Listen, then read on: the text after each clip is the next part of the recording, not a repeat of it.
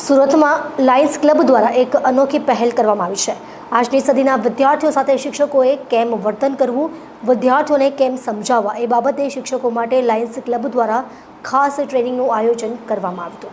આજની 21મી સદીના બાળકોને આધુનિક ટેકનોલોજી સાથે કઈ રીતે શિક્ષણ આપવું જેથી બાળકોના મનને સમજી શકાય તે બાબતે શિક્ષકો માટે ખાસ ટ્રેનિંગનું સુરતના લાયન્સ ક્લબ દ્વારા ટીચર્સ ટ્રેનિંગનું આયોજન કરવામાં આવ્યું હતું। ગોપીપુરા વિસ્તારમાં આવેલ TNTV સાર્વજનિક હાઈસ્કૂલ ગોપીપુરા ખાતે ટીચર્સ ટ્રેનિંગનો કાર્યક્રમ રાખવામાં આવ્યો હતો, જેમાં ખાસ ટ્રેનર રેખાબેન શાહ દ્વારા સુરતની જાણીતી શાળાઓના શિક્ષકોને બાળકો સાથે કેવું વર્તન કરવું, બાળકોના મિત્ર બની કઈ રીતે તેમના મનને સમજવાનો પ્રયાસ કરવો તથા આધુનિક ટેકનોલોજી સાથે બાળકોને શિક્ષણ કઈ રીતે આપવું તે બાબતે ખાસ ટ્રેનિંગ આપવામાં આવી હતી।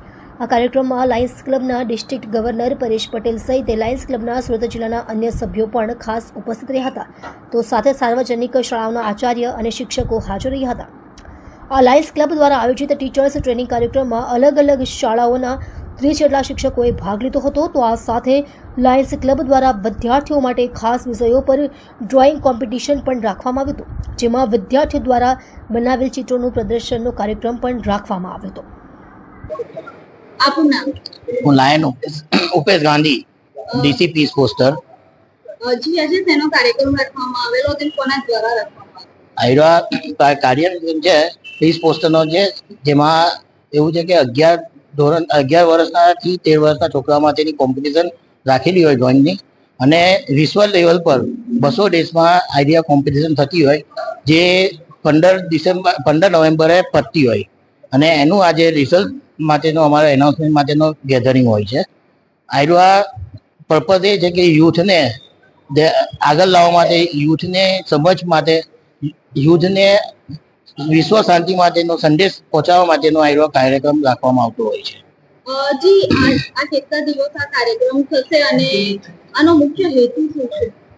1 જુલાઈથી 15 નવેમ્બર સુધી કાર્યક્રમ ચાલતો છે। આજે હવે એનો કાર્યક્રમનો અંતિમ દિવસ છે, જેનું હવે આજે સિલેક્શન થાય છે, અને આનો પર્પઝ એ છે કે છોકરાઓને આની સમજ પડે, નાના યુથનો ડેવલપમેન્ટ થાય અને એમને જાગૃતતા આવે વિશ્વ માટે, શાંતિ માટેની। આપનું નામ? હું lion Paresh Patel, Lions district governor 3232F2, જે અમારો ભરૂચથી લઈને ઉમરગાંવ સુધીનો વિસ્તાર છે, એમાં 100 ક્લબો આવેલી છે, તેનો હું ડિસ્ટ્રિક્ટ ગવર્નર છું।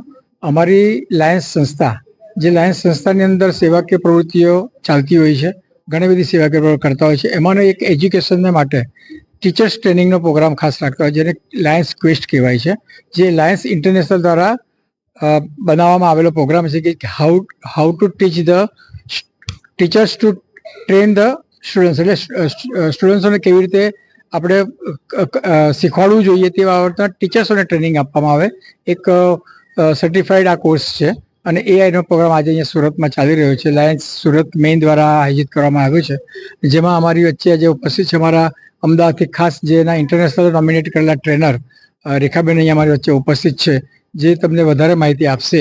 અને આ જે છે એ સ્ટુડન્ટ્સો માટેના, એટલે કે જે અંડર એજ છે, એટલે 13 થી 14 વર્ષના એની નીચેના સ્ટુડન્ટ્સો માટે ખાસ આ વસ્તુના ભાર આપીને એના માટેનો આ પ્રોગ્રામ છે। તો વધારે માહિતી આપણે ક્વિઝ માટે રેખાબેન આપશે તમને। આપનું નામ? આઈ એમ રેખા શાહ, ઇન્ટરનેશનલ ટ્રેનર, અને આ જે કાર્યક્રમ છે મુગ્ધ અવસ્થાના કૌશલ્યનો, આપણે 21મી સદીના બાળકોને કયા કૌશલ્ય શીખવાડીશું? લખતા ને વાંચતા તો બધી સ્કૂલો શીખવાડે છે, પણ વિચાર કરતા, મિત્રતા કેવી રીતે કરવી, પ્રોબ્લેમ્સ આવે તો એને સોલ્વ કેવી રીતે કરવાના, કોઈ આપણને બુલી કરે, બહુ દાદાગીરી કરે આપણી સાથે, તો આપણે કેવી રીતે એને પ્રોટેક્ટ કરીશું, ગોલ કેવી રીતે સેટ કરીશું, સાથે મળીને જૂથમાં કામ કરતા કેવી રીતે શીખીશું, એ બધા જ કૌશલ્ય આમાં શીખવાડવામાં આવે છે। અને ખૂબ સુંદર વાત છે કે આમાં કોઈ લેક્ચર્સ કે ઇન્ફોર્મેશન્સ આપવામાં નથી આવતી, પણ બધી એક્ટિવિટીઝ કરતા કરતા બાળકો શીખે છે કે આપણા નિયમો આપણે જાતે કેવી રીતે બનાવીશું, અને આપણો ગોલ આપણે જાતે કેવી રીતે સેટ કરીશું। કેટલા શિક્ષકો ટ્રેનિંગ લઈ રહ્યા છે અને આનો મુખ્ય હેતુ શું રાખવામાં આવે છે?